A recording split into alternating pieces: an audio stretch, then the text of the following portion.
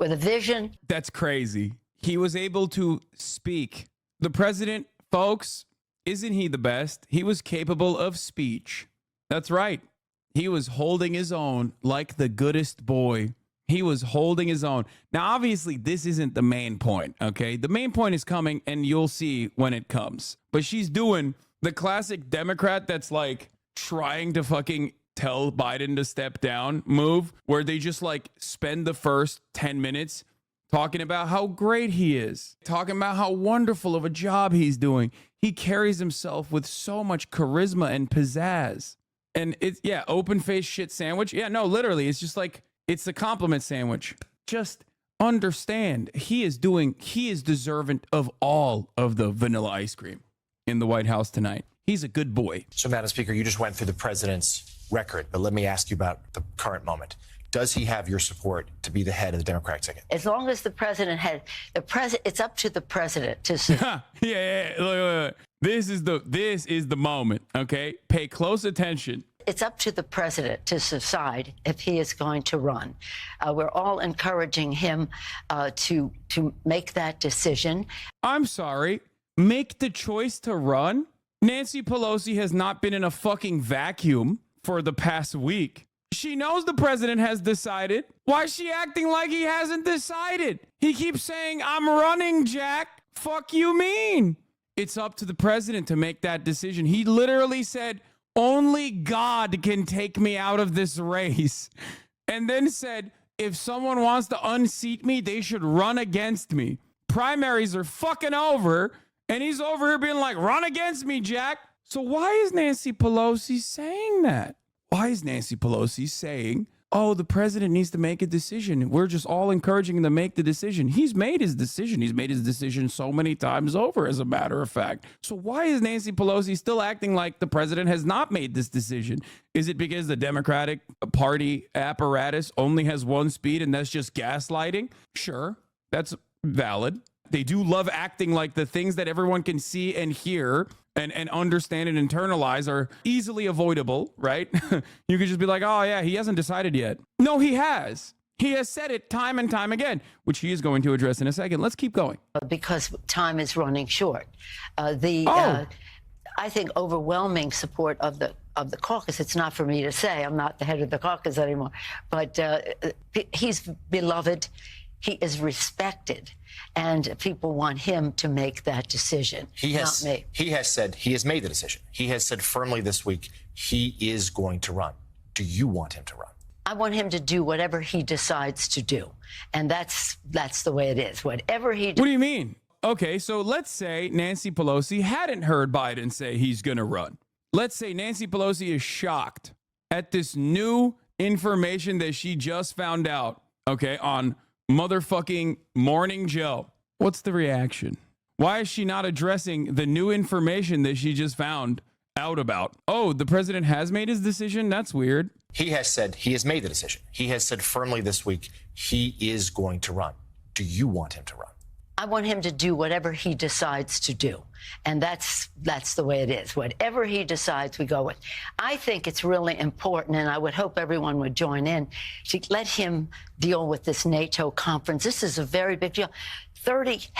Over 30 heads of state are here. All of his friends are here. Let him have his little party. Come on. It's a big week for him. He's a big boy. This is a big week. He's been trying to put this party together. It's a tea party. Let him have his moment. He's just a little guy. And then he'll make his decision. It's like he has, though. That's not what this conversation is about. The reason why she's answering in the way that she's answering this question, which is a very direct question, obviously, is for the reasons that I mentioned time and time again over the course of the past week plus now.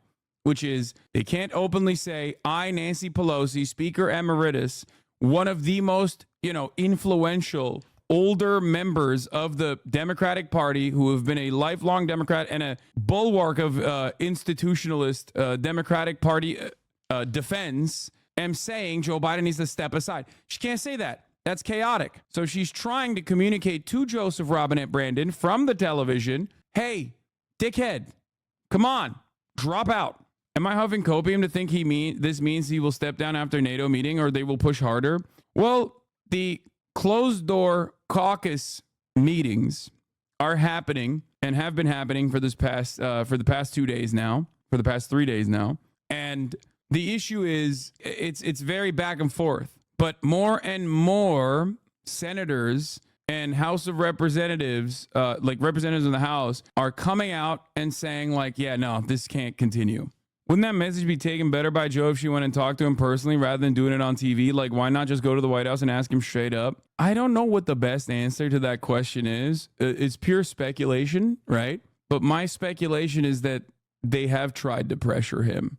He's just not really listening. He's very stubborn. He did not calm his own party for a week after the debate. Like, he did not talk to anyone except for his closest staffers that have been with him for like 40 years, Jill Biden, and even Hunter fucking Biden. That was pretty weird. Since then, he's only talked to like a total of 20 Democratic Party members. One House Democrat, a Biden ally, told me they think the White House and campaign will limit the president after this week. I think he'll survive the convention if he just limits himself at this point. This is obviously not what many of the other Dem lawmakers are calling for. Yep. They're hitting the la la la, I can't hear you button, which is funny because that did carry him across the finish line, or at least that carried him to a victory in the last primary. And I think that they're making a mistake in thinking that this will carry him to the convention. And then after the convention, it's just like everyone is going to have to defend whoever the Democratic Party candidate is. Wonderful stuff overall. I mean, here's Doggett, the first Dem that actually called for Biden to drop, said that Pelosi is keeping the situation very open, very fluid. The fact that she's raising these issues, leaving it out there, indicates, I think, her realization that we can't go forward without some greater certainty on a number of aspects of the president's future. Nancy Pelosi could be like, no, it's a done deal. She could hit the AOC line. Nancy Pelosi could turn around and say exactly what AOC said and be like, Biden is the candidate.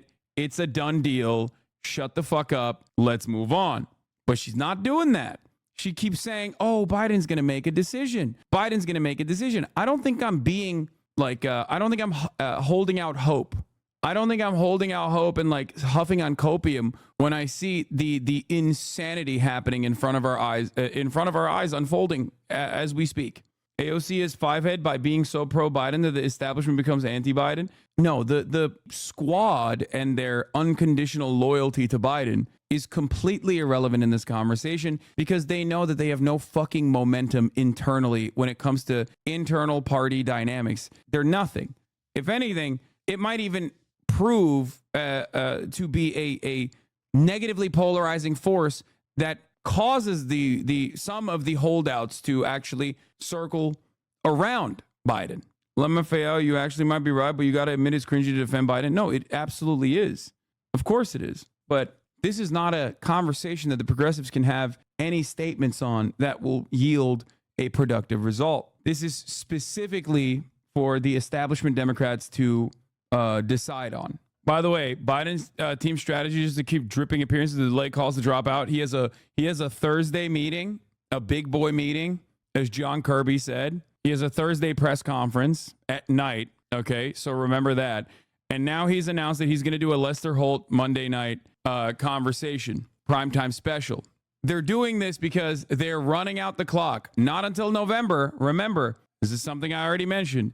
They're running out the clock, not until November. They're running out the shot clock until the convention. This is unimaginably selfish. It's unimaginably selfish. Why did the convention? Do normies even care about that? It's not about the normies. It's about the Democrats. This conversation is being had internally within the Democratic Party.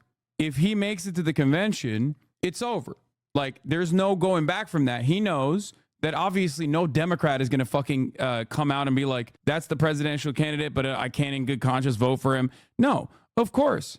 Of course they're going to unite. And they're going to, whether they want to or not, shut the fuck up and go with Joe. That is literally what is going on here. The Democrats will absolutely fall in line if he makes it to the convention. And he knows that, and that's precisely why, or his team knows that, and that's precisely why they're trying to run out the clock, not until November, but until the convention. So the Dems unite behind the ticket when it's impossible to swap him. Could they backstab him at the convention? Yes, but that's very unlikely.